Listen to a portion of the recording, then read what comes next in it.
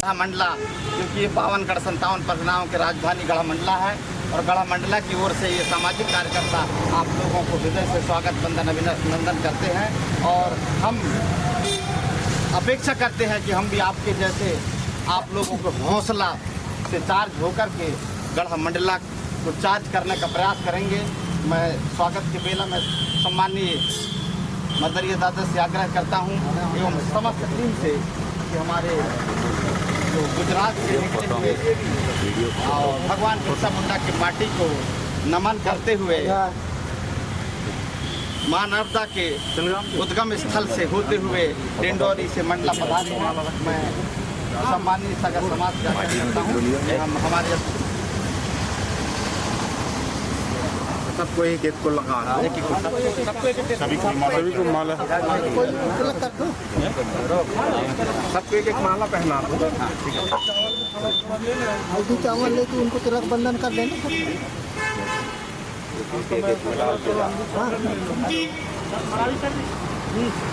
हो गया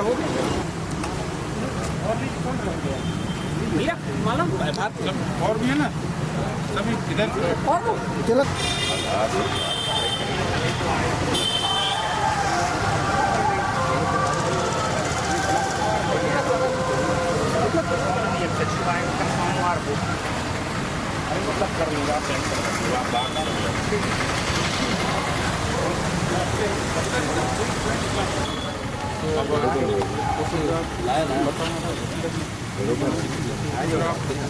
भैया फोटो ले दुर्गावती राजा रघुनाथ शंकर राजा रघुनाथ शंकर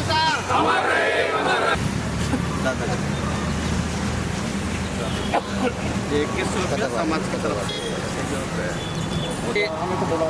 आदिवासी गौंड आदिवासी समुदाय का तहे दिल से धन्यवाद हमारा स्वागत करने के लिए। पकड़ लेंगे वीडियो। हमारी यात्रा का नाम है आदिवासी सुरक्षा यात्रा। हम पिछले कुछ सालों से देख रहे हैं कि आदिवासी खुद को असुरक्षित महसूस कर रहा है, क्योंकि देश में ऐसी घटनाएं घट रही है कि हमें नहीं लगता कि आदिवासी सुरक्षित है। हम भी मानते हो देश की सुप्रीम कोर्ट जब कहती है कि देश के आदिवासी इस देश के मालिक है, और तब भी हम असुरक्षित हो, वो हमें असहज कर रहा था। इसलिए हम लोगों ने कुछ करने का सोचा। सोचते सोचते हमें ये लगा कि आदिवासी असुरक्षित कैसे बन रहा है। तो सोचते हुए हमें ये लगा कि आदिवासी पहले आत्मनिर्भर था, तब तक सुरक्षित था, लेकिन जब वो अपनी निर्भरता खो दी और परनिर्भर बनने लगा, तब से आदिवासी असुरक्षित होने लगा। और परनिर्भरता जीवन निर्वाह के लिए ही नहीं, लेकिन अपने वैचारिक तौर पर भी आदिवासी दूसरों पर निर्भर रहने लगा। तो दूसरों के विचार अपने दिमाग में घुसने से आदिवासी धीरे धीरे उनका गुलाम बनता गया, दूसरी विचारधाराओं का गुलाम बनता गया और आदिवासी असुरक्षित होता गया। ऐसे ही आदिवासी की संस्कृति, जो आदिवासी धीरे धीरे दूसरी संस्कृति अपनाने लगा और अपनी संस्कृति छोड़ने लगा, तो सांस्कृतिक रूप से भी वो गुलाम बना और दूसरे के आधारित बना। और वैसे ही सामाजिक और राजनीतिक तौर पर भी हुआ। तो हमने इसके लिए देश के आदिवासियों को एक करने के लिए, देश के आदिवासियों में वैचारिक एकीकरण हो, इस संदेश को लेकर, देश के आदिवासियों का सांस्कृतिक शुद्धिकरण हो, इस संदेश को लेकर, और देश के आदिवासियों में सामाजिक तथा राजनीतिक जागृति आए, इस संदेश को लेकर ये हम आदिवासी सुरक्षा यात्रा लेकर निकले। हमारी यात्रा का सूत्र है आदिवासी सुरक्षित कैसे होगा, तो आत्मनिर्भर बनकर होगा। अब समय आ गया है कि आदिवासियों को वैचारिक तौर पे आत्मनिर्भर बनना पड़ेगा। हमारे पुरखों की जो विचारधारा थी, उस विचारधारा को हमें फिर से अपनाना पड़ेगा। हमारे पुरखों की जो संस्कृति थी, उस संस्कृति पर हम पे वापस आना पड़ेगा और सामाजिक तौर पर जागरूक होकर एक राजनीतिक सोच बनानी पड़ेगी। राजनीतिक सोच का मतलब ये नहीं है कि हम किसी पार्टी को सपोर्ट करें। राजनीति का सोच ये है कि हम एक वोट बैंक बने। जब कोई समुदाय के समाज एक साथ अगर किसी पार्टी को या किसी उम्मीदवार को वोट करता है, तो उनके पास वो अपने अधिकारों को लेता है और जो अधिकार नहीं है वो भी उनसे ले सकता है। तो जब हम देख रहे हैं कि हमारे वोट अलग अलग पार्टियों में बटे हुए हैं, वो बटने की जगह एक हो और एक होके जो हमारा भला करे उसको हम वोट करें और उसको जिताए, तो वो हमारी बात विधानसभा में या संसद में पहुंचाएगा। हमारा ये संदेश है और इस संदेश को हम आदिवासियों के हर गांव-गांव में पहुंचाना चाहते हैं और इसलिए हमने यात्रा की शुरुआत एक ऐसी जगह से करनी सोची कि उनके नाम से ये क्रांति का संदेश पूरे देश में जाए। इसलिए हम लोग झारखंड बिरसा मुंडा के गांव उली हत्थू से इस यात्रा की 9 अगस्त के दिन से शुरुआत की और ये यात्रा झारखंड छत्तीसगढ़ होकर मध्य प्रदेश में आई है और इस मध्य प्रदेश में 20 दिन यात्रा भ्रमण करेगी। तो इसमें से 3 दिन 2 दिन यात्रा के यहाँ मध्य प्रदेश में समाप्त हो गए हैं, बाकी के 18 दिन ये मध्य प्रदेश के शेड्यूल एरिया में ये यात्रा भ्रमण करेगी और उसके बाद ये यात्रा महाराष्ट्र जाएगी और महाराष्ट्र से गुजरात जाएगी, गुजरात से राजस्थान जाएगी और राजस्थान और गुजरात की बॉर्डर पर जहाँ पर 1200 आदिवासियों को मार दिया गया था, वो पाल धड़वाव एक गांव है, उस गांव में यात्रा का 2 अक्टूबर को समापन होगा। तो आप लोगों ने हमें इतना सारा सहयोग दिया, हमारे यात्रा का स्वागत किया, तो हम उम्मीद रखते हैं, आपसे अपेक्षा रखते हैं कि हमारा ये संदेश है वो संदेश पूरे आदिवासी इलाके में एक एक आदिवासी पर पहुँचे और देश के आदिवासी एक हो और सुरक्षित हो। सबको मेरा सेवा जो हो।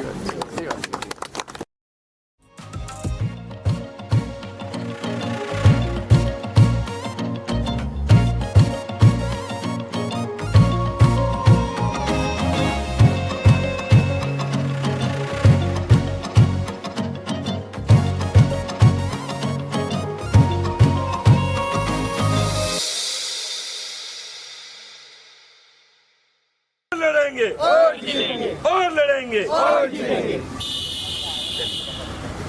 साथियों, भगवान बिरसा मुंडा के जन्म स्थल से जो माटी आई है, हमने इस गोंडवाना लैंड के महारानी दुर्गावती के चरणों के आसपास बिखेर दिए हैं और वहां से इस गोंडवाना लैंड के भूभाग के विभिन्न 52गढ़ 57 परगनाओं के सभी क्षेत्रों में फैल जाएगा, ऐसा हमें आशा और उम्मीद के साथ हम महारानी दुर्गावती और गोंडवाना लैंड की जयकारे लगाएंगे।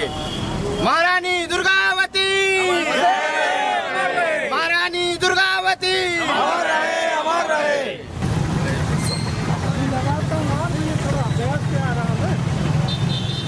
धरती आबा भगवान बिरसा मुंडा की जय जय हो। बिरसा मुंडा अमर रहे, अमर रहे। बिरसा मुंडा अमर रहे, अमर रहे। अमर रहे, अमर रहे। भगवान बिरसा मुंडा अमर रहे, भगवान बिरसा मुंडा अमर रहे,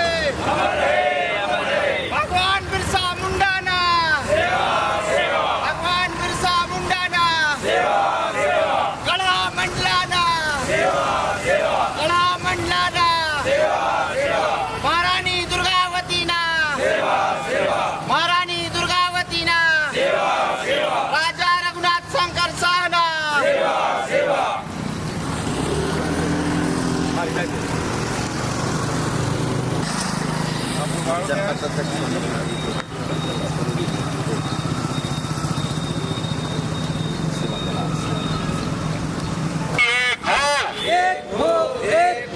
भारत के आदिवासी एक हो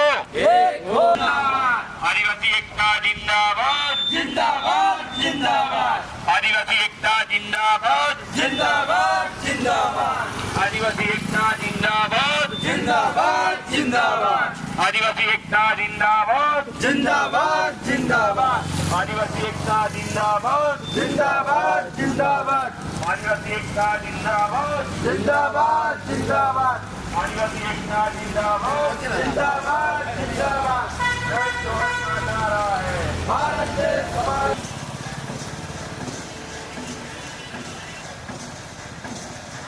महारानी दुर्गावती की जय। सेवा सजोर पहनता वर्षा पहनता चल्ला घांगराना धर्मगुरु पारिक पारलिंगोना क्रांति की राता जंगो दाईना माता कली कंकाल लेना समस्त पहन शक्तियों ना राजा महाराजा होना जय सेवा जय अरे वो छाई ले अरे ठीक है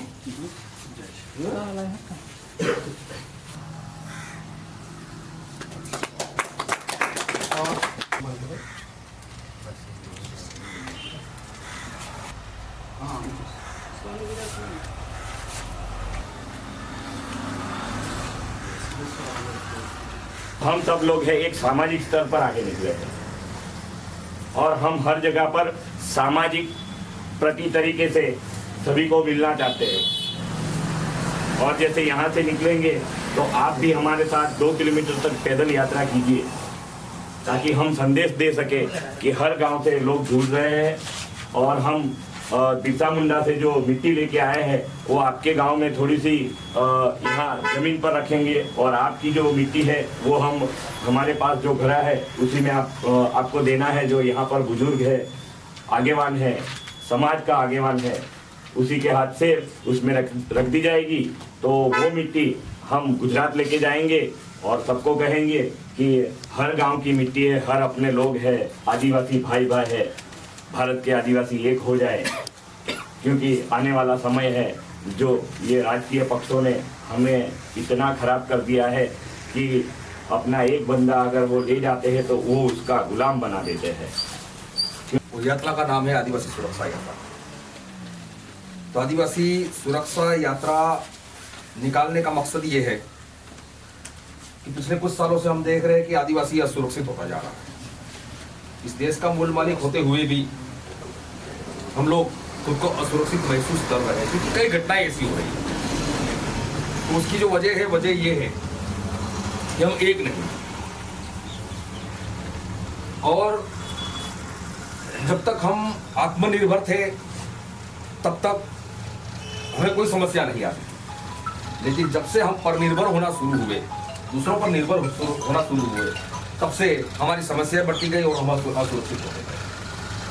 अगर जीवन यापन की बात करें तो ज़्यादातर आजकल हम बाजार के गुलाम बन गए, बाजार पर निर्भर हो गए।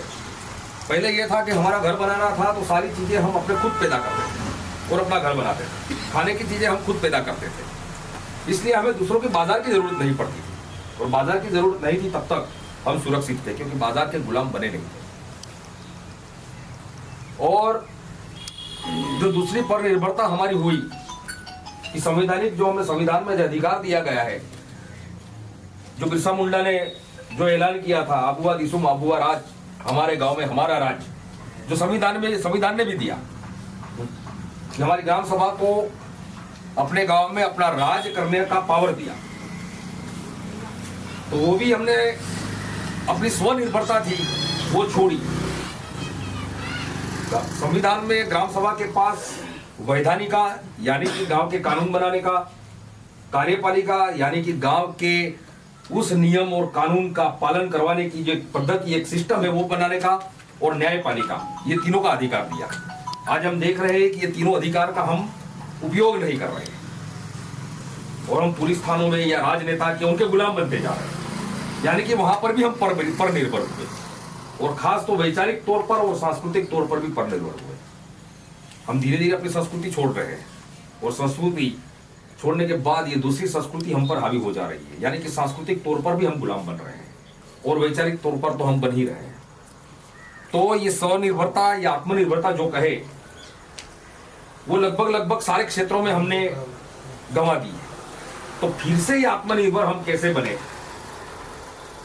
जीवन निर्वाह में तो अब मुश्किल है क्योंकि हमारी आदत ऐसी हो गई है कि अब हम उसमें पूरी तरह से आत्मनिर्भर बनना थोड़ा मुश्किल है, लेकिन वैचारिक तौर पर तो हम आत्मनिर्भर बन सकते हैं। जो हमारे पुरखों के विचार थे, जो हमारे पुरखों की परंपरा थी, उस परंपरा को हम वापस अपना सकते हैं और हम स्वनिर्भर बन सकते हैं। और राष्ट्रीय तौर पर जैसे केतन भाई ने बात की, वैसे राष्ट्रीय तौर पर भी हम स्वनिर्भर बन सकते हैं। अगर हम खुद स्वनिर्भर बनेंगे, आत्मनिर्भर बनेंगे तो हम सुरक्षित होंगे। और हमारा ये यात्रा का संदेश है कि देश में वैचारिक एकीकरण, देश के आदिवासियों में वैचारिक एकीकरण आए और इस वैचारिक एकीकरण को लेकर हम ये पूरे देश में ये 6 राज्यों में निकले हैं। उली हाथू बिरसा मुंडा, क्रांतिकारी बिरसा मुंडा के गांव से ये मिट्टी लेके निकले हैं, उसकी क्रांति की एक आवाज लेकर, और हम हर जगह बिखेरते जाते हैं और वहाँ की जिस गांव में जाते हैं वहाँ की मिट्टी भी हम साथ में लेते जाते हैं। ऐसे ऐसे हम, जैसे केतन भाई ने बताया कि जो समापन होने वाला है गुजरात और राजस्थान की बॉर्डर पर, जहाँ पर 1200 आदिवासी को मारा गया था, उस स्थल तक हम जाएंगे। और हम आपसे उम्मीद करते हैं कि आप लोग ये क्रांति का बिरसा का संदेश जो क्रांति बिरसा के गांव की मिट्टी लेकर हम निकले, वो संदेश आप इन सारे आदिवासियों के घर घर तक, एक एक आदिवासी तक ये पहुंचाए और देश के आदिवासियों में वैचारिक एकीकरण हो, देश के आदिवासियों में एकता आए और आने वाले समय में होने वाले हमारे पर जो हमले हो रहे हैं, जैसे सीधी वाला मामला हो, मणिपुर वाली घटना हो, जो एक जलंधर जिसके कल्पना से बाहर का जो घटनाएं हैं, उसी घटना को हम रोक सके, यही उम्मीद के साथ मैं आपको सेवा जोहार करता हूँ। मैं मेरी पहचान दे रहा हूँ। मेरा नाम केतन बामनिया है। मैं गुजरात और मध्य प्रदेश की बॉर्डर पर दाहोद जो शहर है उसके पास मैं रहने वाला हूँ। वैसे 12 सालों से आदिवासी समाज का उत्थान के लिए, आदिवासी समाज की लड़त के लिए, आंधी से क्रांति और क्रांति से गांधी तक का जो भी आंदोलन करना पड़ा, कहीं ना कहीं सब साथ मिलके आदिवासी समाज के साथ, राजकीय साथ नहीं, आदिवासी समाज के साथ रह के बहुत आंदोलन किए हैं। और अभी इस वक्त में आदिवासी सुरक्षा यात्रा का कन्वीनर हूँ और बाकी जो है उसमें अभी बाकी तो और बहुत कुछ कहूँगा। अभी तो मेरी पहचान इतनी है कि मैं इसका कन्वीनर हूँ। जोहार, जय आदिवासी। अब चले गए है ना। फिर क्या हुआ? ये 3 साल में 9 अगस्त की विश्व आदिवासी रैली 1.5 लाख 2 लाख तक पहुँच गई। अब धीरे पूरे भारत में ऐसी बहुत कम जगह है जहां आदिवासी क्षेत्र है और 9 अगस्त विश्व आदिवासी दिवस की रैली नहीं निकलती, पर वो अपना सांस्कृतिक जन जागरण है, वो सांस्कृतिक जन जागरण की देन है। आदिवासी एकता जिंदाबाद जिंदाबाद जिंदाबाद, आदिवासी एकता जिंदाबाद जिंदाबाद जिंदाबाद, आदिवासी एक तीर एक कमान, आदिवासी एक समान, एक तीर एक कमान, आदिवासी एक समान, लड़ेंगे।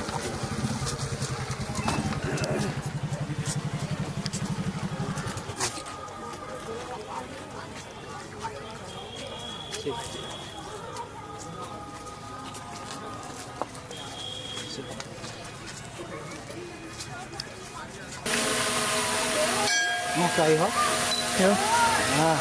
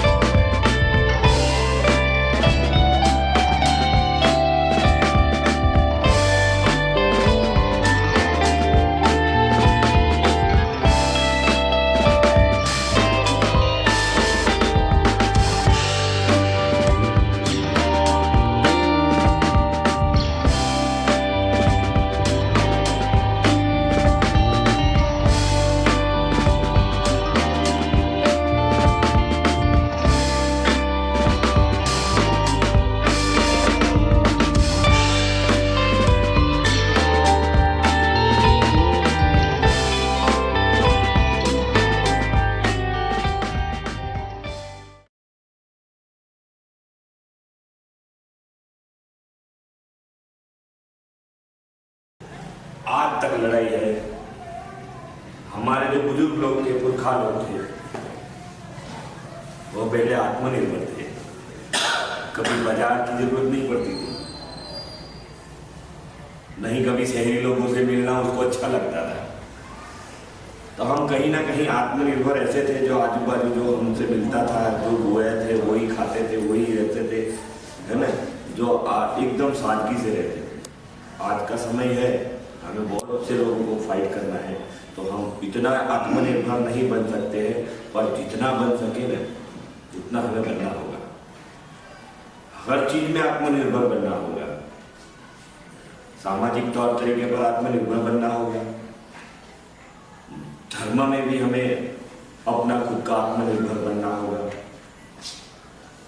अभी धर्म में भी ऐसे बहुत सारे, एक बनता है उसमें से दो, उसमें से तीन, उसमें से एक वैचारिक क्रांति का जो अभाव है, एक एकीकरण नहीं होने के बाद क्या होता है, इसका विचार अलग है, ये अलग हो गया, इसका विचार अलग है, ये अलग हो गया। आज हम एक पंच परिवार, एक फलिया, एक टोली में भी एक विचार नहीं रख सकते हैं। तो वैचारिक क्रांति के लिए वैचारिक क्रांति का उदय करना है। जैसे आज हम मिल रहे हैं, तो कहीं ना कहीं आदिवासित्व में वैचारिक क्रांति का उदय हो चुका है। टर्निंग वहां लगाना है, लोग इकट्ठे हो रहे हैं आदिवासी समाज के नाम पे। 9 अगस्त विश्व आदिवासी दिवस के नाम पर सब लोग इकट्ठे हो रहे हैं। आज हम लोग इतने दूर से आए, आप लोग को भी तमन्ना होगी, बहुत दूर से आए अपने लोग हैं, उनको कहीं अपने साथ बैठना है, क्या बात कर रहे हैं वो सुनना है। आप भी 2 घंटे से हमारा इंतजार कर रहे हैं, जैसे अपना कोई भाई आ रहा है दूर से, तो और हम लोग भी ऐसे कि भाई हम लोग जहाँ जा रहे हैं हमारा परिवार है। तो वैचारिक क्रांति जो एकीकरण की बात है वो कहीं ना कहीं आ रही है। तो 9 अगस्त में जैसे भीड़ होती है लाख की, 1.5 लाख की, तो कहीं ना कहीं वैचारिक क्रांति का कहीं जुनून बढ़ रहा है। और इस बार आने वाला जुनून भाजपा और कांग्रेस के सपोले पूरी नैया पार करने से पहले हमें हर बार डुबो देते हैं, क्योंकि वो गहरा नहीं सकते। तो दूसरी बार 50,000 हो गए हैं, फिर भी कम पड़े, हर गांव निकल गए, कुछ ना कुछ नहीं, हमको इस दिन इकट्ठा होना है, क्योंकि हमको शक्ति बतानी है। हम एक जन होके 1.5-2 लाख हो जाएंगे। तो 10 साल में आज हम 9 अगस्त पे हमारे शहर में नहीं थे, फिर भी 2 लाख लोग वहाँ, पूरा शहर भर गया था। तो वो थी जल क्रांति, और अब लानी है राजनीतिक क्रांति। तो टर्न मारना पड़ेगा, नहीं तो हमारे भी लोग कहीं ना कहीं वो 2 सुपोले हैं उसमें चले जाएंगे, नहीं तो फिर हमारा जो सामाजिक एकता है, सांस्कृतिक एकता है, शुद्धिकरण की जो सोच लेके बैठे हैं, वो कहीं ना कहीं यहीं से फिर वापस वो डेन है, तो डेन में बहुत सारे जो नदियाँ निकाल दी है, तो वहीं कहीं हम बैठ रहे और एक साथ रहे, यही संदेश है हमारा, और यात्रा का भी यही संदेश है। तो मेरी बात आपने बहुत सही दिल से सुनी, और आपने हमारे लिए यहाँ पर इतनी व्यवस्था की है, आप हमें बाहर गांव तक बाहर लेने आए, और आज हमारी बात रखने के लिए हमें मौका दिया, इसलिए आपका तहे दिल से धन्यवाद करता हूँ। जोहार, जय आदिवासी, जय भारत। आदिवासी सुरक्षा यात्रा लेकर के जो हमारे सामाजिक बंधु चेतन मामलिया जी के साथ अन्य 22-23 सदस्य यहाँ पहुँचे हैं। हमारे ज़िले में, हमारे छप्पन नगर में आपका मैं पहले से धन्यवाद ज्ञापित करूँगा, और आपको बहुत बहुत शुभकामनाएँ कि आपकी यात्रा पूर्ण होने तक बहुत खुशीपूर्वक चले और कहीं किसी प्रकार का संकट ना हो। यह आशा मैं अपने बड़ा देव इष्ट देव से करूँगा, और आपको बिल्कुल सुरक्षित रखेंगे तुम्हारा बड़ा देव। इसी कामना के साथ में आपको पुनः धन्यवाद देना चाहूँगा कि आपने एक बहुत बड़ा समुदाय एक सूत्र में बांधने का जो बीड़ा उठाया, उसमें यह इस समाज को एक माला बनाने का जो आपने प्रयास किया, मैं चाहता हूँ हमारा जिला भी उस माला के मोती बनने के लिए आपको वचनबद्ध है और हर आपके उस बात के लिए सहयोग करने के लिए पूरा तैयार है। जब आप सामाजिक एकता की बात करेंगे, समाज की सांस्कृतिक सुरक्षा की बात करेंगे, वहाँ हमारा समाज हमेशा आपके साथ खड़ा रहेगा। और जो भी आपको रास्ता में जो भी आपकी जो रूट चार्ट तैयार है, वहाँ के भी सारा समाज और हमारे इष्ट देवताओं से मिन्नत करूँगा कि आप इसी तरह नहीं करूँगा। मैं कोई तो बोलवाना महासभा के मात्र एमपी में चलता है। शायद आप कोड़िया जी से मुलाकात हुई, राम सिंह कोड़िया प्रदेश अध्यक्ष हमारे उस संगठन का जिलाध्यक्ष। हम भी काफी प्रयास में लगे हुए हैं सामाजिक संगठन के माध्यम से, लेकिन यहाँ पर आप मानवीय कृत्य से दे करके कौन कौन से कृत्य को अपन यहाँ पर बयां करें, वो यहाँ पर बोलने में असमर्थ हैं, तो आपकी जो टीम आई है, आप लोगों को उन्हें बहुत बहुत साधुवाद। आप अपने मकसद में पूरे अपनी जो मंजिल है वहाँ तक अपनी यात्रा को सकुशल पहुँचाएं। और जो मुद्दे हैं, जैसे कि आपने बताया कि इसमें बहुत सारे मुद्दे हम पढ़ करके भी उनको समझेंगे और आपसे संपर्क और संवाद बनाए रखेंगे कि हम कंधे से कंधे मिला करके हमारे समाज को जागृत करने में 1 और 1 11 हो सकें। इसी बात को सामने अपनी बात को समाप्त करता हूँ और आप लोगों को हृदय से आभार व्यक्त करता हूँ कि आप अपने मंगल कामना को लेकर के निकले हैं, उसमें आप कामयाब हों। धन्यवाद।